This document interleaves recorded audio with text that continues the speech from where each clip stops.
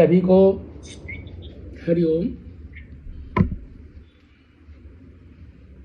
पिछली बार हमारा टर्न था, किन्हीं कारणों से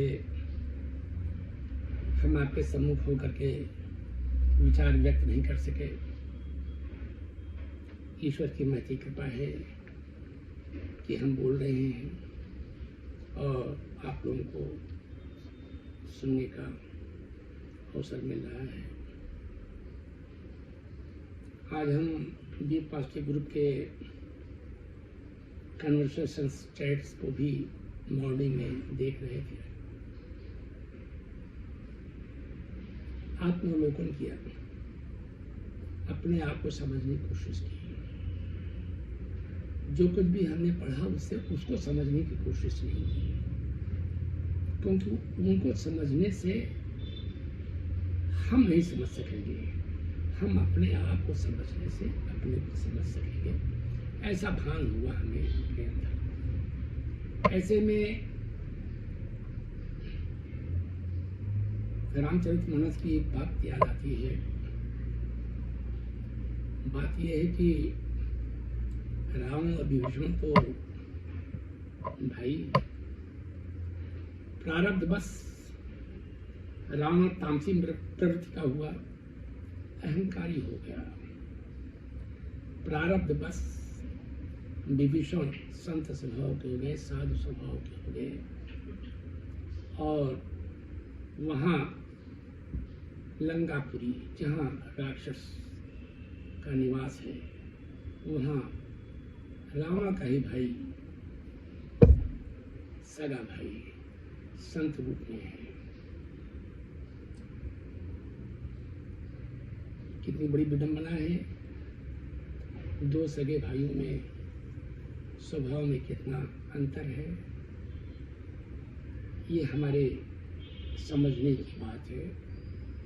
और हम तो उसी तरीके से समझेंगे जिस तरीके से हमारा प्रारब्ध होगा। हमारा प्रारब्ध सदियों से, वर्षों से चलता चला आ रहा है, और उसी प्रारब्ध से हमारा ज्ञान प्रज्वलित होगा, हमारे अंदर समझ उठेगी। भाई होने के नाते विभीषण ने रावण को समझाने की कोशिश की। रावण ज्ञानी था, रावण तपस्वी था, उसे सत्य की पूरी अनुभूति थी, लेकिन इन सब के बावजूद उसके अंदर घोर अहंकार था। इस अहंकार का ज्ञान उसे नहीं था, ऐसा हमारे समझ में आ रहा है। जब खरदूषण मारा गया तो रावण ने कहा कि खरदूषण मुनिसम बलवंता, जिसको कि भगवान के अलावा कोई मार नहीं सकता।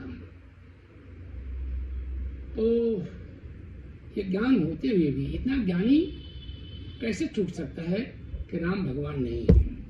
लेकिन फिर भी उसने क्या चुना, अगर साधारण न रहे तो मैं मार दूंगा, अगर भगवान है तो हम तर जाएंगे। तो इस तरीके का ज्ञानी भी होना बड़ा बहुत बड़ी बात है। जो भी है, विभीषण को कोसा रावण ने कि मेरा खाता है और राम के गुण गाता है, और भरी सभा में लात मार करके निकाल दिया। जबकि विभीषण ने कहा था, तात राम नहीं नर भूपाला भुवनेश्वर कालो कर काला ब्रह्म नाम अज भगवंता, और व्यापक अजित अनादि अनंता। राम तो कालों के काल है, अजन्मा है, सब कुछ है, संपूर्ण ऐश्वर्य उनके अंदर है, लेकिन फिर भी नहीं। जब ऐसी बात आई तो एक उस संत के अंदर, विभीषण के अंदर एक जागरूकता आई। क्या जागरूकता आई आप लोग बता सकेंगे? कौन सी जागरूकता आई?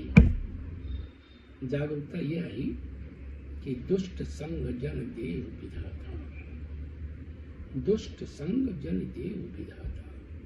बर बल पास नरक कर अनुसार। दुष्ट का साथ नहीं होना चाहिए। संगत कुसंगत अकेले वाला, भोजन को भोजन उपासे वाला। तुलसी वहां न जाइए जहां स्नेह नहीं, वहां नहीं जाना है। खैर, टॉपिक से डिबेट हो रहे थे, अपने आप को मैंने डाइवर्ट किया। विभीषण चल पड़े, उन्होंने कहा नहीं, अब यहाँ नहीं रहना है, हमें कहाँ जाना है? राम के चरणों में जाना। जिन पान के पादकन भरत रहे मन लाए, उन चरणन आज भी लोग नैना लगता है। निर्णय ले लिया, निर्णय ले लिया। निर्णय लेने में बहुत देरी हो गई थी, लेकिन निर्णय तो तभी होगा जब प्रारब्ध होगा, जब समय आएगा। अब आए तो लोगों ने कहा कि ये रावण का भाई है, पता नहीं किस इरादे से आ रहा है, हमारा भेद लेने आ रहा है या क्या करने आ रहा है। तो राम ने यही कहा, चौपाई नहीं याद आ रही है, कि हमारे पास तो कोई भेद ही नहीं है, तो क्या भेद लेंगे। और यदि कुछ ऐसा भी है तो लक्ष्मण के पास इतना वो है कि एक मिनट में वो बिल्कुल राक्षस विहीन कर सकते हैं। ऐसी बात आई राम ने कहा। लेकिन उन्होंने कहा, राम ने, कि शरणागत जे तजय हित अनहित। शरणागत में अगर कोई आ रहा है तो हमको तजना नहीं है, हमें उसे एक्सेप्ट करना है, स्वीकार करना है एज इट इज। क्योंकि दुष्ट व्यक्ति हमारे शरणागत नहीं आ सकता निश्चित रूप से। और उन्होंने उनको लंकेश की उपाधि आते ही दे दी, लंकेश बना दिया। वो कहते हैं ना कि सर काट काट करके रावण लंकेश बन गया और यहाँ यूं ही मिल गया। तो बहुत बड़ी बात है कि सन्मुख होई जीव मोय जबहि। सन्मुख होई, ये सन्मुख शब्द भौतिकता में न ले, आध्यात्मिकता में ले, डिविनिटी में ले, इसका बहुत व्यापक अर्थ है। सन्मुख होई जीव मोय जबहि, जन्म कोटि अविनाशय तबहि। जन्म कोटि एक तरफ कहा गया है कि निज कृत कर्म भोग सब खाता, नहीं तो सुख दुख कर दाता। तो यहाँ जन्म कोटि अविनाशय तबहि कैसे कह रहे हैं? ये राम ने कहा है, और कहा है कि आने दो, वो शरणागत है। शरणागत को कभी त्यागना नहीं चाहिए अपने स्वार्थ के चक्कर में। और उन्होंने विभीषण को ले आने के लिए कहा, तो अंगद और हनुमान हर्षित हुए। हनुमान तो बुद्धि, और हनुमान ने तो विभीषण का सत्संग वहां पे किया ही था।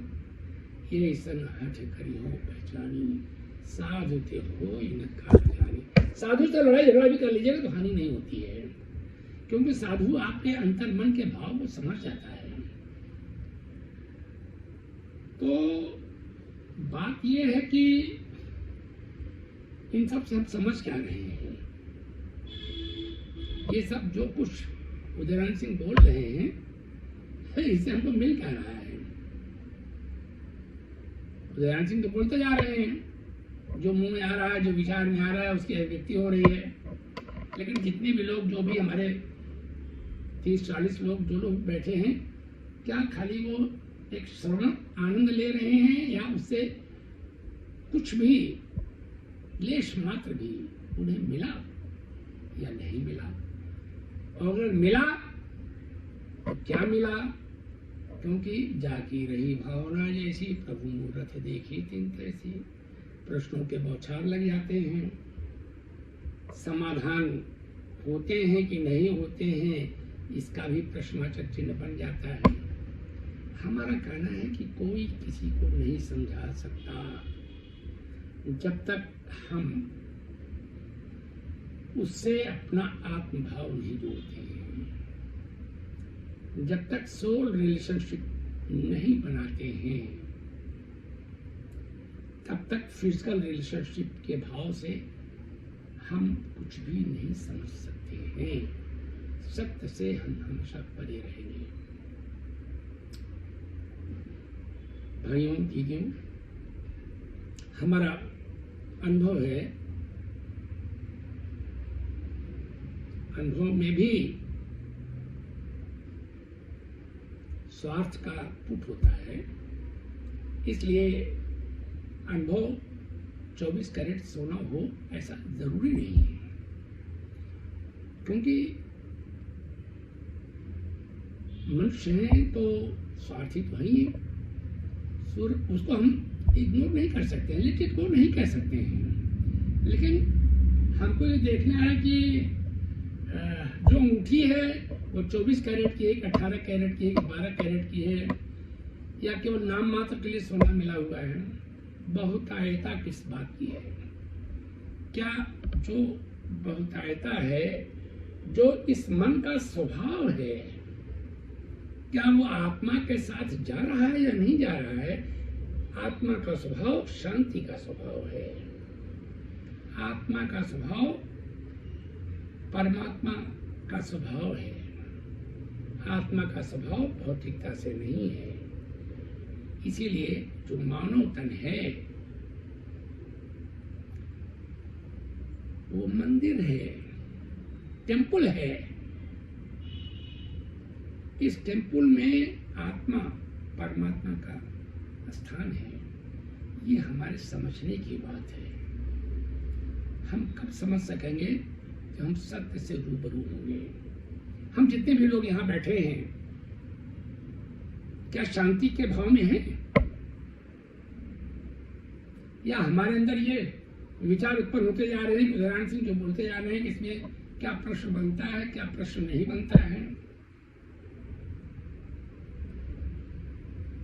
किस भाव में है? तो भाव महत्वपूर्ण है। श्रवण भाव, सुनने का भाव, ये एक बहुत बड़ी बात है। गुरु की वाणी चलती है,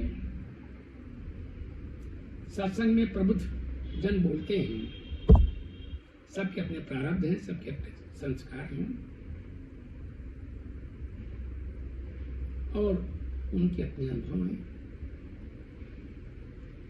उस तरीके से उनके मुंह से वाणी निकलती है। वाणी में जब भी गणित का प्रयोग होता है तो वाणी की ओरिजिनलिटी जो है वो डिटोरिएट हो जाती है, ऐसा हमारी समझ में आता है। इसलिए बोलने से पहले बहुत सोचना है कि हम क्या बोल रहे हैं। जहां तक हमारी समझ में आता है कि हम द्वंद्व की मनोदशा में ज्यादातर रहते हैं। द्वंद्व की दशा में हम सत्संग भी कर रहे हैं तो म्यूट कर लिया, तो ब्रश करने चले गए। हम किसी और की नहीं, हम स्वयं, हमारे एक्सपीरियंस की बात है, इसलिए हम इसको जनरलाइज नहीं कर सकते हैं। हम चाय बनाने चले गए, हमने डिवोशन करना है, एक जिसे कहते हैं एक निष्ठ कहाँ है। अब वो भैया नहीं, व्यवहार जगत में तो करना ही पड़ता है। जब व्यवहार जगत में करना पड़ता तो शांत रहिए, फिर काहे के लिए इतने वो शांति के चक्कर पड़े हुए हैं। क्षणिक आनंद में विश्वास करिए, लीजिए जीवन का मजा, देखिए टीवी, फिल्मी गाने, मार्केटिंग कर लीजिए। भौतिकता में तो बहुत रस है, देखिए भौतिकता में बहुत रस है, लेकिन ये भौतिकता क्या हमारे जीवन के अंत को रस में कर सकेगी? नहीं कर सकेगी। कल्पना करिए, इमेजिनेशन, जीवन में इमेजिनेशन का भी बहुत बड़ा हाथ है, बहुत बड़ा रोल है। कल्पना जगत में जाइए, हाइपोथेकेट करिए कि ईश्वर की कितनी बड़ी कृपा रही है कि मानव तन मिला। कबीरदास की लाइन हमने लिखा है, सुनाते हैं, दुर्लभ मानव जन्म है, देह न बारंबार, तरवर जो पत्ता झरे, बहुरी न लागे बार। अब मुझे बताइए कि पेड़ से पत्ता गिर गया, कोई जोड़ सकता है? नहीं जोड़ सकता है। जीवन का आरंभ जिस दिन होता है, अगर समय कुछ ज्यादा लगने लगे तो थोड़ा हिंट कर दीजिएगा। तो जीवन का जब भी आरंभ होता है तो अंत उसी समय निश्चित हो जाता है, और जब अंत होता है तो उसी समय फिर जीवन शुरू हो जाता है। वो बात अलग है कि वह जीवन मानव रूप में है या प्रकृति के पेड़ पौधे के रूप में है या पशु पक्षी के रूप में है, क्योंकि जो भी रूप है वो जड़ रूप है। उस जड़ में चैतन्यता तभी आएगी जब उसमें परमात्मा का वास होगा, आत्मा का वास होगा। इसलिए हमको जीवन की सत्यता से, जीवन की हर बात को गंभीरता से लेना है, अपने द्वंद को समाप्त करना है। हमारा दारोमदार केवल इसी बात पर है। द्वंद मीन्स कन्फ्लिक्ट, और द्वंद का विलोम होता है शांति। Whether we are 24 hours in the peace state of mind, हमारा पीसफुल है या नहीं है। अगर स्टेट ऑफ माइंड पीसफुल नहीं है, मेढक की तरह उछल कूद कर, अगर मेढक की तरह उछल कूद हो रहा है तो हम गंतव्य तक नहीं पहुंच सकेंगे। गंतव्य तक पहुंचने के लिए हमको स्थित प्रज्ञ होना पड़ेगा। हमें अपने माइंड को, अपने मन को स्टेबल करना पड़ेगा। कहाँ करना पड़ेगा? रामत्व में, कृष्णत्व में, सत्य में। और ये हम कब कर सकते हैं? जब हम स्वयं अपने आप को पहचान सकें। हम अपने आप को कब पहचान सकते हैं?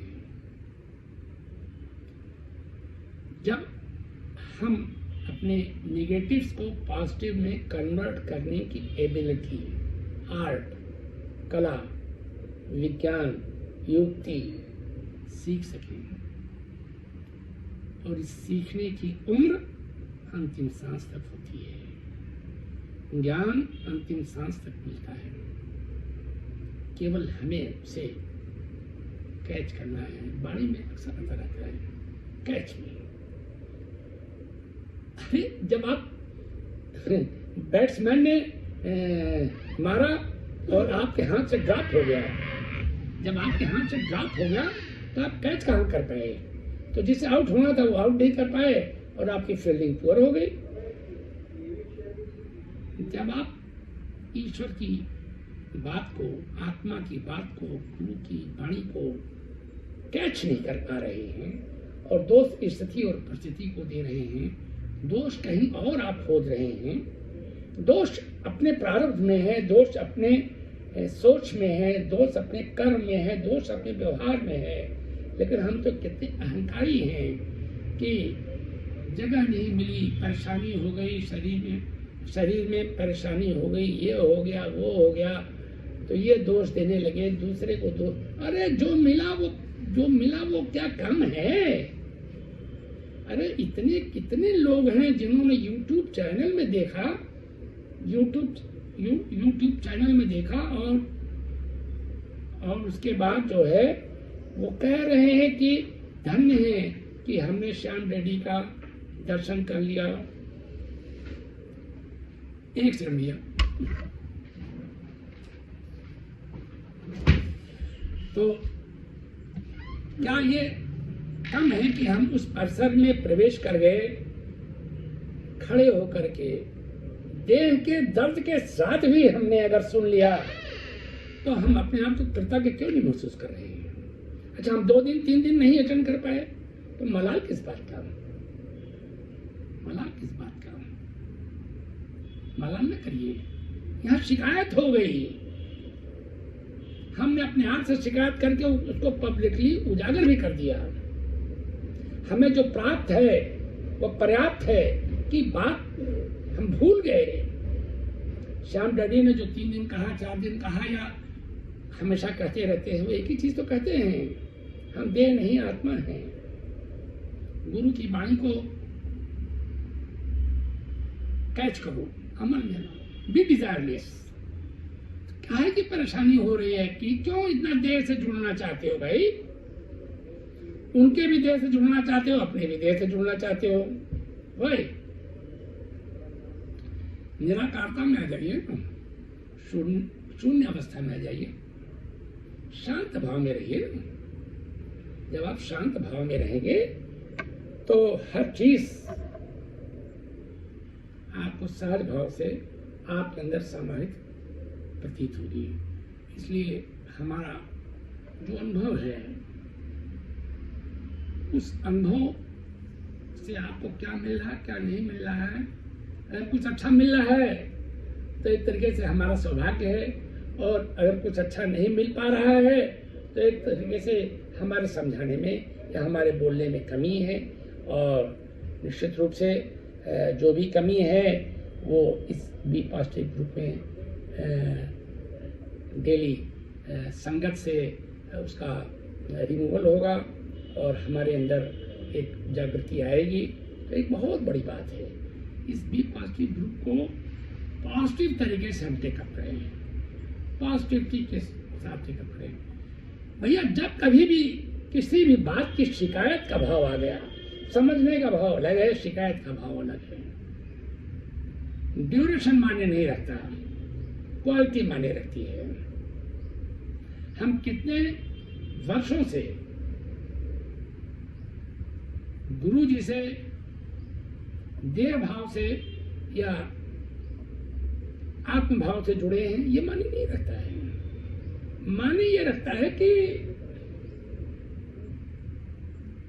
क्या क्वालिटी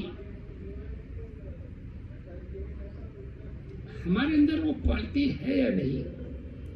इसलिए हम तो हाथ जोड़ के आपसे प्रार्थना करते हैं, किसी और के लिए न जिए आप,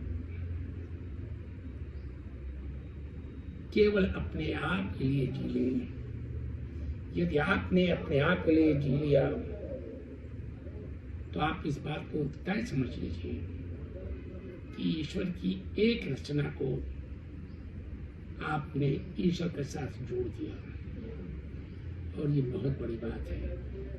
और जब आप अपने आप को ईश्वर के साथ जोड़ देंगे तो पता नहीं कितने लोग के साथ आप कृपा कर रहे हैं। तो एक बहुत बढ़िया निमित्त बनने का ये जो मौका मिला है, मानव तन, दुर्लभ मानव तन, नर तन, इसका द बेस्ट यूटिलाइजेशन करना बनता है। और बेस्ट यूटिलाइजेशन तभी हो सकता है जब हम केवल एक चीज समझ लें कि श्रद्धा और विश्वास, कभी भी निगेटिव बिलीफ को पानी न दें, हमेशा पॉजिटिव बिलीफ को सींचें, अभिसंचित करें, जीवन में अपनाएं। और जब कभी भी आप ये देखिए कि हमारी वाणी, हमारे व्यवहार, हमारा कर्तव्य हमको संतुष्ट कर रहा है कि नहीं कर रहा है। जब वो हमको ही नहीं संतुष्ट कर पा रहा है तो हम अपने इर्द गिर्द कैसे किसी को संतुष्ट कर सकते हैं। ये जीवन बहुत अनमोल है। रामचरितमानस में है, साधु ते हो ही न कारज हम, तो बी साधु, साधु बन जाओ, अपना उद्धार करो और परहित में जीवन बिता दो। और ये एक सेकंड का खेल नहीं है। संकल्प में जहां विकल्प हो गया वहां द्वंद आ गया। इसलिए संकल्पित हो जाएं कि हमारा मन कितना भी विचलित होता रहे, हमें तो उस ऐसा घुड़सवार बनना है कि लगाम खींची नहीं कि घोड़ा का डायरेक्शन वैसे ही चलेगा जैसे चलना चाहिए। तो हमें एक कुशल घुड़सवार अपने मन का बनना है, बनना है, बनना है। बस यही एक मैसेज मैं देना चाहता हूँ कि स्वांतः सुखाय, जो व्यक्ति स्वयं को सुखी रख सका वही जग को सुखी रख सकता है। इसीलिए विप्रधेन सुर संत हित लीन मनुरुक्त अवतार, भगवान ने जो अवतार लिया है, विप्र माने बुद्धिमान लोगों के लिए, ब्राह्मण नहीं ज्ञानी लोगों के लिए। विप्रधेन गाय, गाय को लोग कहते हैं कि इसमें सारे देवता रहते हैं। विप्रधेन सुर, सुर देवता जिनके पास देह नहीं होता है, ये भी मनुष्य तन नर तन पाने के लिए बहुत लालयित रहते हैं। विप्रधेन सुर संत हित, संत, संत मीन्स जिसके अंदर संतत्व है। संतत्व किसके अंदर है? बूंद आघात सहन गिर कैसे, खल के बचन संत सह जैसे। हम कहाँ सहते हैं? हम तो इम्पल्सिव हो जाते हैं, चिट चैट में आ जाते हैं, ये सही वो सही ये गलत। तो जहाँ कहीं भी ये सही वो सही ये गलत के उधेड़ बुन में पड़ गए तो वहीं पे तो द्वंद आ गया। हार्मनी कहाँ है? पीस कहाँ है? इसलिए सबकी सुख शांति के लिए, अपनी सुख शांति के लिए गुरु की वाणी को, उसके मूल प्रकृति को, मूल स्वभाव को समझने के लिए अपने आप को जागृत करिए। हम लोग बहुत सोए हुए हैं, हमें जागृत होने की जरूरत है। बड़ी जल्दी हमारे अंदर अहंकार आ जाता है कि जो हम कह रहे हैं वो सब सही है। अरे हम बार बार समझेंगे, बार बार समझाएंगे। बस इसी भाव के साथ हम अपने आप को अपनी वाणी को विश्राम देना चाहते हैं। थोड़ा समय ज़्यादा लग गया है, इसके लिए हम क्या कर सकते हैं? बोलता गया, बोलता गया, बोलता गया, बोलता गया। ईश्वर की कुछ प्रबल इच्छा ही थी। अब यदि फिर भी कोई हमसे अपनी कोई बात कहना चाहता है तो सादर अभिवादन।